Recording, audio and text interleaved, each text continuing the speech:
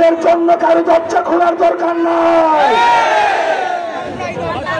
আপনাদেরকে আমরা দরজা খুলে ভারত থেকে কাউকে নিয়ে এসছি, কাউকে জেল থেকে নিয়ে আসছি। আপনারা এখন আমাদের জন্য দরজা জানালা খোলার দরকার নাই।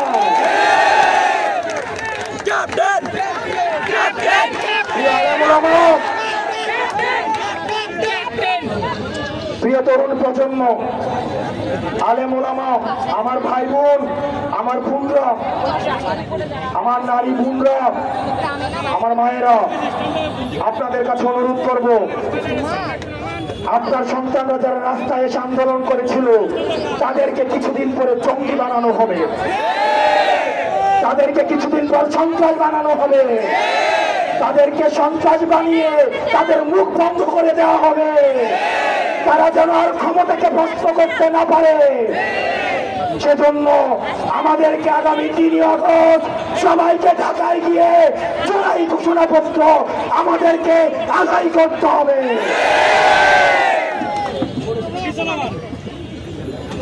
4 কোটি মা বোনরা, 4 কোটি মা বোন, আপনারা কি চান আপনাদের সন্তানদেরকে কিছুদিন পর জঙ্গি তৎপরতা দিয়ে রাষ্ট্রদ্রোহ মামলায় ফাঁসিতে ঝুলিয়ে হত্যা করা হোক?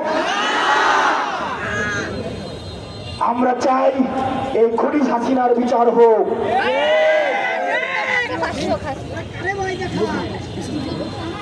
আপনারা ভালো থাকবেন, আপনারা দীর্ঘ যুদ্ধের প্রস্তুতি নিন। আমরা ইলেকশন কমিশনকে আমরা বলবো, আপনারা হুদার ইতিহাস মনে রাখুন, আপনারা হুদার মুরুল হুদার ইতিহাস মনে রাখুন। অনেককে বলবো আপনারা গণভবনের ইতিহাস মনে রাখুন। পুলিশ ভাইদেরকে বলবো আপনারা বেনজিরের ঘটনা মনে রাখুন। সংস্কৃতি কর্মীদেরকে বলবো আপনারা মমতাজের ঘটনা মনে রাখুন। আমাদের মিডিয়ার ভাইদেরকে বলবো সাংবাদিকরা আমাদের বন্ধু, এই সাংবাদিকদেরকে মিডিয়া লিখে রাখতে রক্ষা করতে হবে।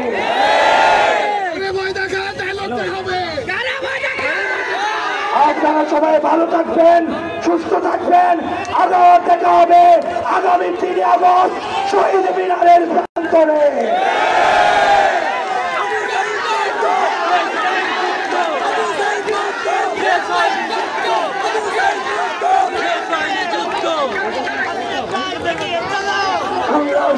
ছাত্র জনতা, আমাদের সামনে এগিয়ে চলার সবচেয়ে বড় অনুপ্রেরণা আমাদের 24 জুলাই যোদ্ধারা, আমাদের শহীদেরা, আমাদের শহীদ পরিবারেরা। আজকে আমাদের সাথে আমাদের এই মঞ্চে উপস্থিত রয়েছেন আপনাদের খুলনার আমাদের শহীদ পরিবারেরা, উপস্থিত রয়েছেন শহীদ ইয়াসিন আরাফাতের মা, আমাদের মা মুনজিলা বেগম, উপস্থিত রয়েছেন শহীদ নূর নবীর কন্যা শহীদ আব্দুল হামিদ ভাইয়ের পিতা, শহীদ রাকিবুল ভাইয়ের পিতা, শহীদ সাকিব রায়হান ভাইয়ের পিতা, এবং এখানে উপস্থিত রয়েছেন আমাদের জুলাই যোদ্ধা শাফিল নাইম সহ 24 অভ্যুত্থানে আমরা যারা একসাথে এই খুলনার রাজপথ থেকে শুরু করে সারা বাংলাদেশের রাজপথকে প্রকম্পিত করেছি। আমরা কৃতজ্ঞতা স্বীকার করতে চাই এই খুলনা বিশ্ববিদ্যালয়, বিএল কলেজ, আমাদের খুলনার সুন্দরবন কলেজ থেকে শুরু করে মাদ্রাসা, স্কুল, কলেজ, প্রাইভেট বিশ্ববিদ্যালয়, মেডিকেল কলেজ সহ যারা আমাদের এই রাজপথে মা বাবা ভাই বোনেরা একসাথে 24 নেমেছেন, আপনাদের প্রতি এই বাংলাদেশ যতদিন 24 অভ্যুত্থান থাকবে, যতদিন বাংলাদেশ থাকবে, আপনাদের অবদান স্বর্ণাক্ষরে লেখা থাকবে।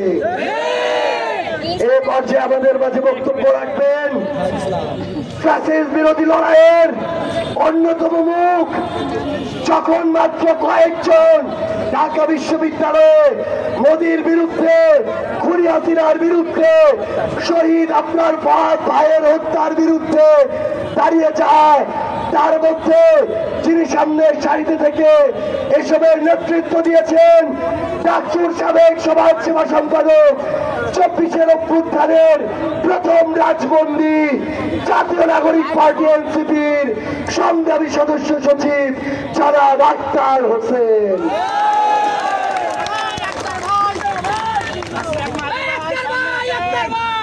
আসসালামু আলাইকুম।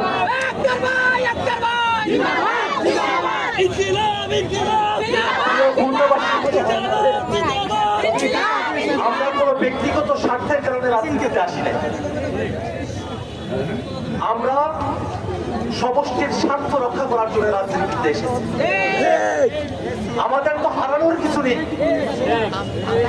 সামনের দিনে যা কিছু হবার তাতে আমাদের হারানোর কিছু নেই, আমাদের সব আছে। অতএব যে তারুণদের জোয়ার তৈরি হয়েছে, জনতার জোয়ার তৈরি হয়েছে সংস্কার, বিচার এবং সংবিধানের দাবিতে, এনসিপির এই জোয়ারকে আপনারা রুখে দিতে পারবেন না। ভাইরা আমার,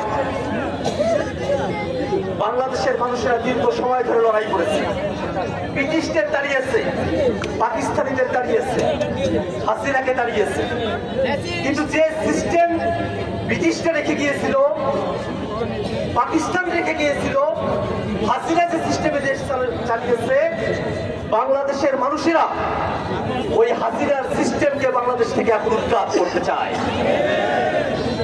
বাংলাদেশ নতুন করে গঠিত হবে, বাংলাদেশের যত প্রতিষ্ঠান আছে সমস্ত প্রতিষ্ঠান স্বাধীনভাবে কাজ করবে, জনগণের সেবায় নিয়োজিত থাকবে।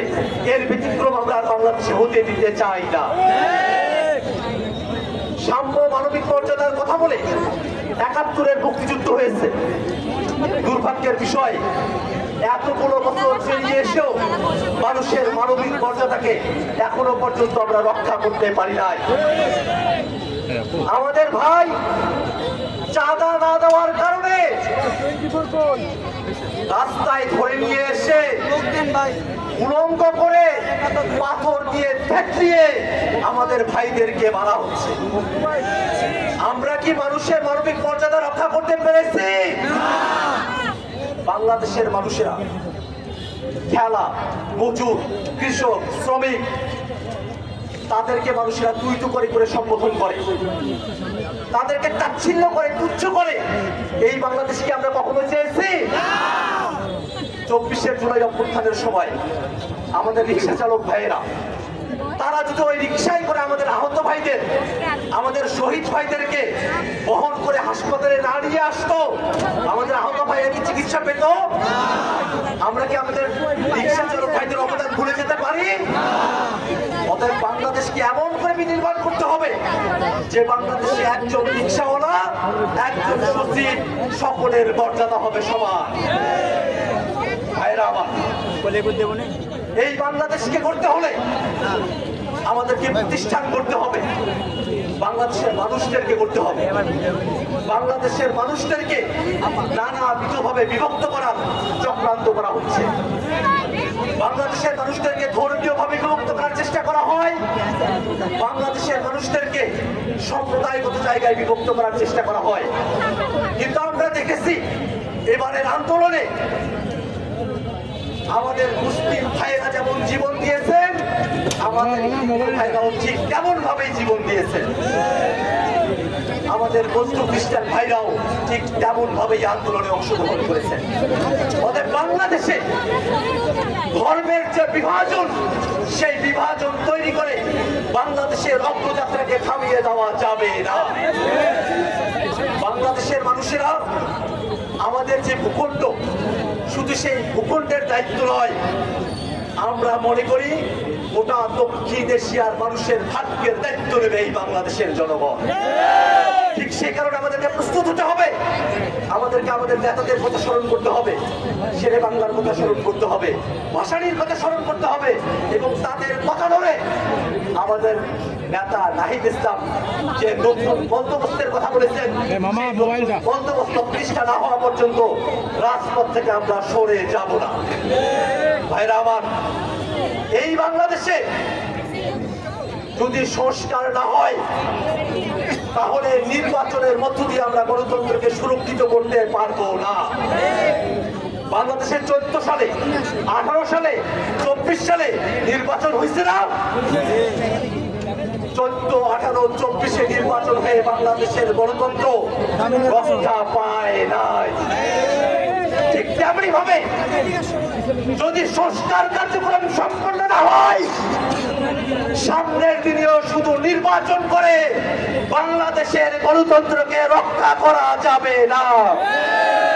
অতএব বাংলাদেশের গণতন্ত্রকে সুরক্ষিত করতে হলে, এদেশের মানুষের মানবিক মর্যাদাকে সুরক্ষিত করতে হলে, এদেশের মানুষের নাগরিক অধিকারকে সুরক্ষা দিতে হলে অবশ্যই সংস্কার বাস্তবায়ন করে তারপরে নির্বাচনের আয়োজন করতে হবে। বাংলাদেশের মানুষেরা দীর্ঘ সময় ধরে তাদেরকে হাসিনার স্বৈর শাসনে জীবন দিতে হয়েছে, তাদেরকে আয়না করে থাকতে হয়েছে, তাদেরকে গুম খুন ক্রসফায়ারের মধ্য দিয়ে যেতে হয়েছে। এই বাংলাদেশে যদি ওই আওয়ামী লীগের সন্ত্রাসীদের বিচার হতো, অভ্যুত্থানের পরে দলীয় কন্দলের নামে 100 মানুষকে হত্যা করার সাহস কোন দল পেত না। সামনের বাংলাদেশে মানুষের অধিকারকে সুরক্ষিত করতে হলে আওয়ামী লীগের বিচার করতে হবে। নতুন বাংলাদেশে যারা শত খুনের ঘটনা ঘটিয়েছে তাদের অফিসার এই বাংলাদেশে করতে হবে। আমার আজকের এই পথসভায় খুলনার জনগণ, খুলনার ছাত্র, আলেম ওলামা, নারী পুরুষ, হিন্দু মুসলিম আপনারা যারা উপস্থিত হয়েছে তাদের সকলকে জাতীয় নাগরিক পার্টি এনসিপির পক্ষ থেকে অভিনন্দন জানিয়ে আমি আমার বক্তব্য এখানে শেষ করছি। ইনকিলাব জিন্দাবাদ।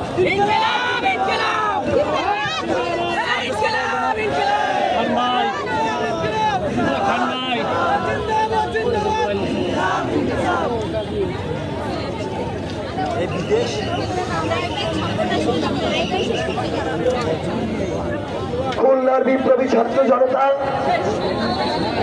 আমরা যারা খুলনারে একসাথে বাংলাদেশের পরিবর্তনের লক্ষ্যে কাঁধে কাঁধ মিলিয়ে লড়াই করেছি, আমাদের যেহেতু লড়াই শেষ হয়ে যায়নি, তাই আমরা পুরো বাংলাদেশকে জাতীয় নাগরিক পার্টি এনসিপির পক্ষ থেকে আবার সংগঠিত করতে রাজপথে নেমেছি।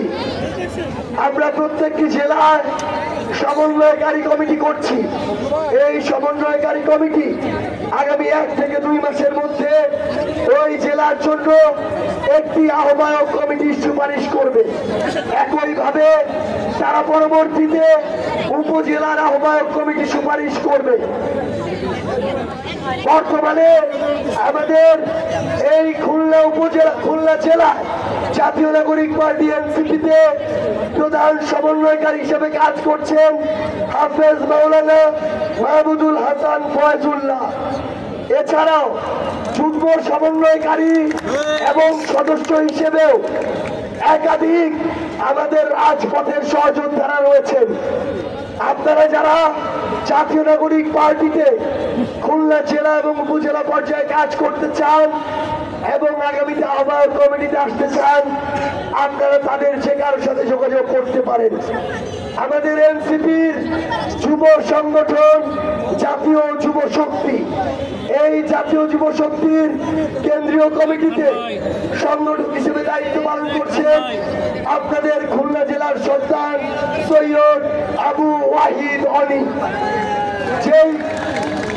যেই যুবক ভাইরা আগামীতে জাতীয় যুব শক্তিতে কাজ করে বাংলাদেশের যুব সমাজকে দেশ গড়ার লড়াইয়ে আবার রাজপথের সামনে সারিতে রেখে লড়াই চালিয়ে যেতে চান, তারা আমাদের অনি ভাই সহ যারা যুব শক্তি নিয়ে কাজ করে তাদের সাথে কাজ করতে পারে।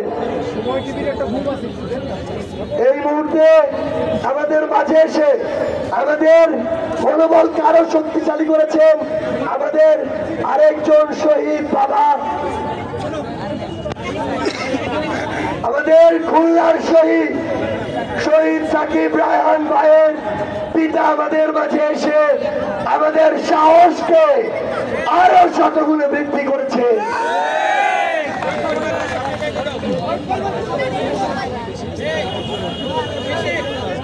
সংগ্রামী